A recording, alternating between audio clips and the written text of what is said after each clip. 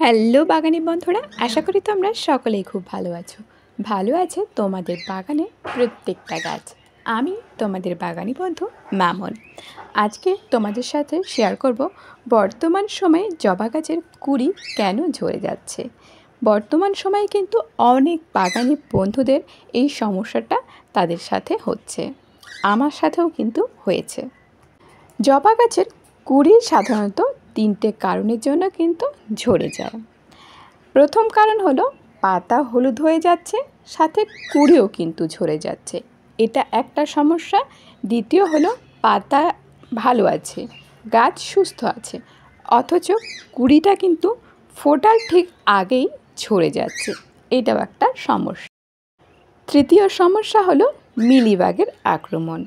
অনেক বাগানিদের গাছে কিন্তু বর্তমানে মিলিবাগের আক্রমণ হয়েছে, সেটার জন্যও কিন্তু কুঁড়ি ঝরে যাচ্ছে। কিভাবে আমরা আমাদের বাগানের গাছগুলোকে এই রোগ থেকে রক্ষা করব, আজ তোমাদের সাথে সেগুলোই শেয়ার করব। আমার বাগানের গাছগুলোকে কিভাবে ভালো রেখেছি, এই রোগের হাত থেকে কিভাবে রক্ষা করেছি। প্রথম কারণ হিসাবে উল্লেখ করেছিলাম গাছের পাতা হলুদ হয়ে যাচ্ছে, সাথে কুঁড়িও হলুদ হয়ে ঝরে যাচ্ছে। এটা কিন্তু সাধারণত খাবারের অভাবের কারণেই হয়ে থাকে। আবার দেখা যায় টবের মাটিটা কিন্তু অতিরিক্ত জল দেওয়া হয়ে গেছে, টবের মাটিটা কাদা কাদা ভাব আছে, এর কারণেও কিন্তু গাছের পাতা হলুদ হয়ে যায়, কুঁড়ি কিন্তু ঝরে যায়। যখন এরকম হবে অবশ্যই পরিমাণ মতো জল দিতে হবে, অবশ্যই গাছে খাবার দিতে হবে, তাহলে কিন্তু প্রথম সমস্যা থেকে আমরা মুক্তি পাব। দ্বিতীয় কারণ হিসাবে আমি বলেছিলাম গাছ ভালো আছে, গাছের পাতা ভালো আছে, অথচ কুঁড়িটা কিন্তু সুস্থ থাকলেও ফুল ফোটার আগে ঝরে যাচ্ছে।